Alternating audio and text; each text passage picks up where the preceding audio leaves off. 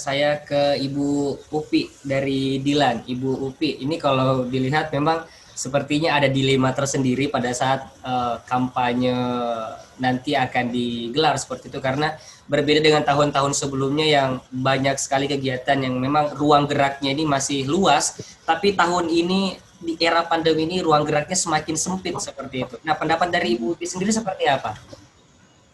Baik, terima kasih buat semuanya. Saya di sini akan menjelaskan bahwa sebenarnya sih di dalam kami di Dilan sendiri itu tidak menutup kemungkinan bahwa kampanye kita terbatasi dan lain sebagainya. Malahan sosialisasi terkait masalah mengikuti protokol kesehatan dan lain sebagainya itu sudah menjadi titik kampanye kita. Karena kenapa? Dokter Fadli sendiri itu sering mensosialisasikan. Halo. Maaf jaringannya. Ya, silakan Ibu. Kita tidak memiliki keterbatasan bahwa berkampanye merupakan berbeda sebelumnya di pilkada sebelumnya itu kita tidak menjadi tantangan, tidak menjadi tidak menjadi halangan untuk berkampanye. Karena kenapa? Ini sudah menjadi kewajiban kita untuk mensosialisasikan protokol kesehatan sesuai dengan aturan-aturan yang berlaku di peraturan PKPU tersebut. Maaf jaringannya. Halo, didengar tidak? Ya, dengar Bu. Baik, terima kasih Ibu Upi. Saya ingin menyapa ada Bapak Muafik yang baru saja bergabung ini.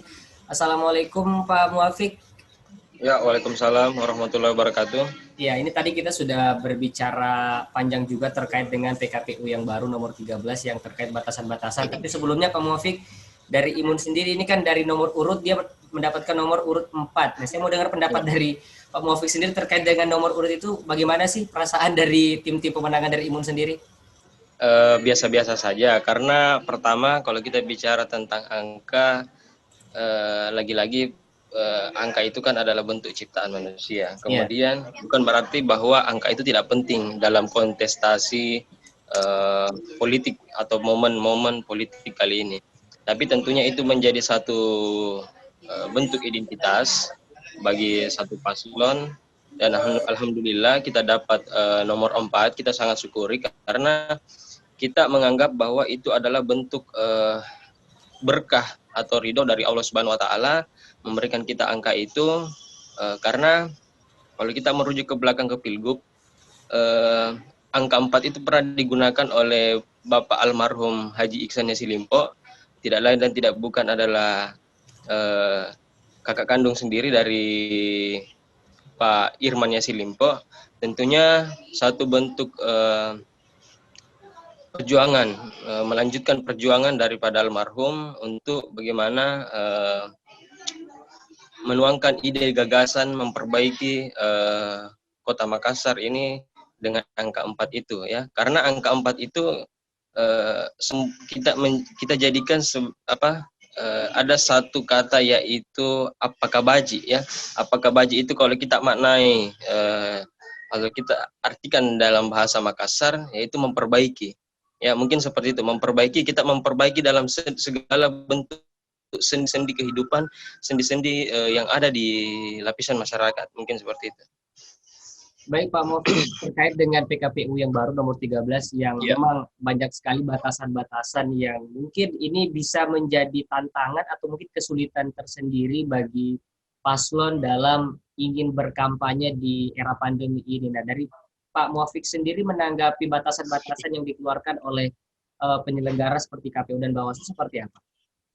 Ya, pertama tentunya ini menjadi suatu wajah baru di momen kali ini, momen politik ini menjadi tantangan baru juga bagi setiap paslon, bukan hanya di Kota Makassar saja, tapi berbagai macam kota. Apa tadi yang dijelaskan oleh Bapak Fadli Nur, bagaimana kita menyesuaikan dengan perwali tentang COVID yang ada di Kota Makassar ini. Artinya perlu kita mengkaji ulang dari setiap tim paslon untuk bagaimana menciptakan efektivitas masa kampanye kita itu nanti. Karena kita tidak mau melakukan satu kampanye ke depan jikalau kita tidak mampu mengukur efektivitas daripada perjuangan kita di masa-masa kampanye ya. Artinya kita tidak mau kampanye kosong istilahnya. Kita tidak mau hanya sekedar kampanye, tentunya ada satu cita-cita yang kita harapkan, yaitu bagaimana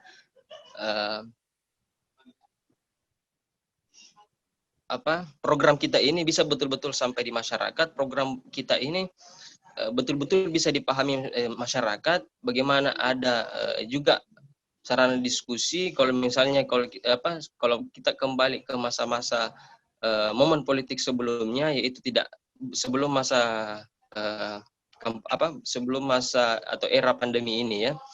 Artinya ini hal yang berbeda, bagaimana kita menciptakan pola yang baru. Intinya adalah bagaimana kita menciptakan pola yang baru untuk bagaimana sampai program-program itu bisa dipahami masyarakat. Tapi perlu kita ketahui bersama bahwa di era ini atau di masa-masa COVID pandemi ini tentunya tidak menjadi satu tantangan yang besar ya sebenarnya, karena kita pahami bersama bahwa setiap tim-tim yang paslon yang ada tentunya akan mengkaji ulang, akan melakukan satu kreativitas untuk bagaimana melakukan masa kampanyenya agar bisa sampai tadi efektivitas daripada masa kampanye itu. Mungkin seperti itu, Mas. Baik, terima kasih Pak Muafiq. Saya kembali ke Pak Fadli. Pak Fadli, ini memang cukup berat ya, karena PKPU nomor 13 ini batasan-batasannya yang memang pada saat kampanye-kampanye sebelumnya ini menjadi suatu euforia tersendiri bagi masyarakat bisa bertemu langsung dengan paslon seperti itu. Tapi ini hanya sebatas daring seperti itu. Adapun juga indoor dibatasi juga orangnya, protokol juga luar biasa. Nah, untuk menjaga euforia tahun-tahun kemarin, pemilihan-pemilihan kemarin dengan tahun ini seperti apa nih Pak Fadli? Ya, di-unmute dulu Pak. Ya. Iya, jadi sebenarnya kalau melihat kondisi dengan regulasi yang ada ya, akhirnya saya melihatnya ya, pendidikan politik kita akan maju selangkah. Kalau yang lalu-lalu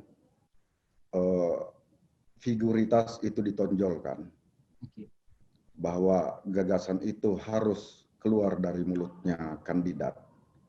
Nah, dengan adanya pembatasan-pembatasan ini, tapi tetap melakukan kampanye dengan zona-zona yang diberikan, maka salah satu jalan keluar adalah memperbanyak juru kampanye di banyak titik secara paralel. Artinya, yang akan mendelivery gagasan politik kandidat itu tak hanya kedua kandidat tersebut, tapi juga akan melibatkan juru kampanye yang lain. Itu satu, kalau secara offline. Yang kedua adalah masyarakat kita, terutama Kota Makassar ini kan sudah cukup melek dengan sosial media. Tentu harus melakukan kampanye ya sebagaimana disarankan oleh PKPU untuk melakukan kampanye secara online, secara daring. Nah, di sini tentu dibutuhkan kreativitas setiap kandidat untuk bisa menunjukkan gagasan politiknya yang pas dengan cara audiens di media sosial bisa menerima gagasan-gagasan tersebut.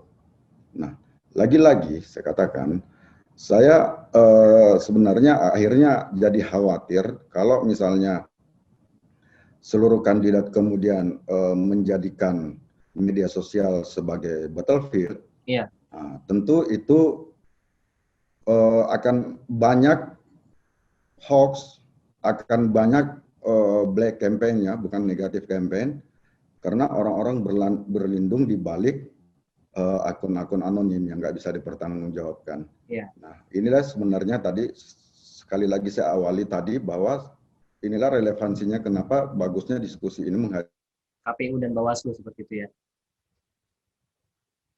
juga upaya-upaya untuk mengoptimalkan kerja-kerja pengawasan di internet, di sosial media. Memang benar bahwa setiap kandidat harus melaporkan, mendaftarkan official account media sosial ke KPU. Official account itulah yang akan diawasi. Tapi kan dalam tanda kutip battlefield di mengejar elektoral ini kan bukan hanya akun-akun ofisial yang bekerja. Nah, apa upaya yang bisa dilakukan pengawas? Apa upaya yang bisa dilakukan Gakumdu saat misalnya terjadi hal-hal yang tidak sepantasnya di media sosial yang menodai kontestasi elegan dari setiap kandidat dalam pertarungan gagasan di media sosial. Itu yang saya maksud. Jadi memang tentu semua kandidat, saya sangat paham, semua kandidat tentu akan membuat role dan menyemangati timnya untuk tetap berkampanye secara elegan, secara baik, tidak menyebar hoax. Tapi kan kita nggak pernah tahu siapa yang mengadu siapa gitu kan. Ya, betul. Namanya tantangan tersendiri di saat kita beradu gagasan dengan keterbatasan di ruang publik, di ruang apa namanya offline, kemudian kita beradu gagasan di internet, di media sosial, tapi kemudian ada saja yang menodai perjuangan-perjuangan yang baik dari setiap kandidat itu. Saya pikir seperti itu ya, Mas Adi.